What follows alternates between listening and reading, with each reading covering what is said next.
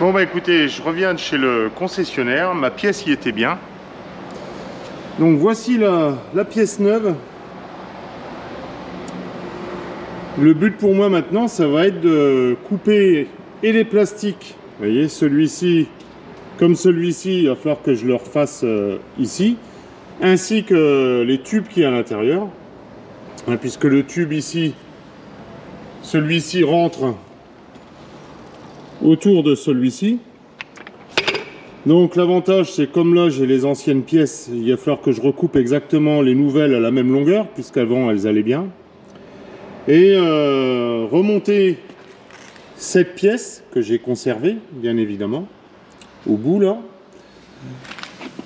Et au passage,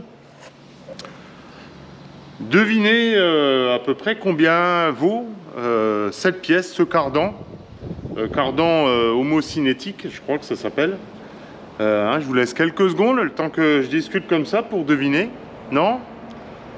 Vous voyez pas à peu près? Si je vous dis un SMIC brut du mois de janvier 2024. Bah écoutez, on s'en approche, hein, puisque je crois que le prix hors taxe, ça doit être 1750 €. Cette pièce, qui peut paraître anodine. Alors, à ce sujet, je vais vous faire un petit travail, puisque ce matin, j'étais en train de nettoyer ma petite benne 12 tonnes, vous vous rappelez? Qui est ici. Vous voyez, j'ai calculé à peu près le volume de ma benne. Elle fait environ 13 mètres cubes, sachant que le poids spécifique du blé normé, c'est 0,76. Bah, si vous faites le calcul, vous allez approcher des 10 tonnes, hein, à peu près. Donc, si je remplissais ma benne, on va dire à ras-bord, hein, un petit peu comme une piscine, mais vraiment à ras, ce coup-ci, à ras du débordement, bah, j'aurais environ 10 tonnes de blé à l'intérieur, sachant qu'à l'heure actuelle, si je le livre à ma coopérative aujourd'hui, ce qu'on appelle le prix moisson, je vais toucher, hors taxe aussi, hein, je vais toucher dans les 174 € et des brouettes, on va dire 175 €. Ben, si vous faites 10 tonnes multipliées par les 175 €, vous avez trouvé. Il faut une benne de blé complète, comme celle-ci, pour payer la pièce que j'ai malheureusement, enfin que j'ai cassée, non, qui s'est cassée sur la machine. Voilà, hein, c'est juste pour une comparaison. Bon, voilà, hein, c'est comme ça. C'est les fluctuations du métier. Voilà, petite pièce que j'aurais mieux aimé ne pas casser. Alors, on m'a dit il faut graisser. Ben, je dis ouais, je sais, je graisse.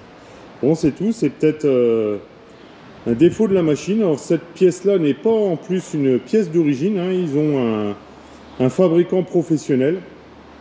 Alors je ne sais pas du tout chez Classe combien ça aurait coûté. Vous voyez là le fabricant, je ne vais pas y faire de la pub, mais je connais même pas là. J'ai pas les lunettes, c'est je sais pas quoi, Benzi ou un truc comme ça. Mais bon, sans les lunettes, j'ai du mal à lire. Attendez, c'est marqué là. Oui, c'était ça. Benzi. Bon voilà, c'est tout. Bon allez, j'arrête de discuter, puis je vais me mettre au boulot, parce que peut-être, hein, il pleuvait encore tout à l'heure, mais peut-être que demain, vers 15 h, on aura la chance, s'il ne pleut pas et qu'il y a de la chaleur telle qu'il l'annonce, de pouvoir être dans les blés. Bon allez, je me mets à bosser un peu. Bon, je vous passe les détails, en voilà un côté de fait. Maintenant, on va passer à l'autre. Bon, le deuxième est coupé à la même longueur. Là, du coup, j'ai coupé les deux, le plastique et la ferraille en même temps. Avec un petit coup de tire-point à l'intérieur pour qu'il n'y ait pas de bavure. Et je dois avouer que ces petits disques-là, qu'on a depuis un moment, hein, des disques ultra fins, là, je sais pas quel diamètre, enfin quelle épaisseur ça fait, mais c'est vraiment très fin, c'est génial. Ça coupe super bien. Pardon. Par contre, une chose à ne pas faire, c'est meuler avec, parce qu'ils sont tellement fins que vous allez les dégrimonner et les prendre dans la tête. C'est vraiment fait que pour couper. Bon, allez, j'essaye de faire coulisser la pièce que j'avais faites là-bas. Dans celle-là, je vois si ça va et puis je remonte tout. Et voilà, la pièce est presque terminée. Vous voyez, je l'ai remis sur son support quand on est sur le chariot de coupe. Donc j'ai réussi à l'emboîter là. J'ai bien vu qu'il était un petit peu trop long. Et je pense que c'est le plastique. Vous voyez, là, je suis vraiment plastique contre plastique. Je vais essayer de le bouger, de le re-rentrer un petit peu. Voilà. Alors, vous voyez là, je pense que c'est le plastique qui gêne, donc je vais en recouper un petit centimètre. Et ça devrait le faire. Bon voilà, cardan remonté, il me reste plus qu'à aller chercher un petit couteau pour remettre les chaînettes. Je vais vous passer ces détails là. Ah, il y a 4 chaînettes à mettre.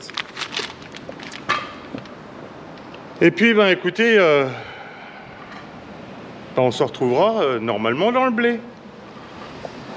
Allez, à plus.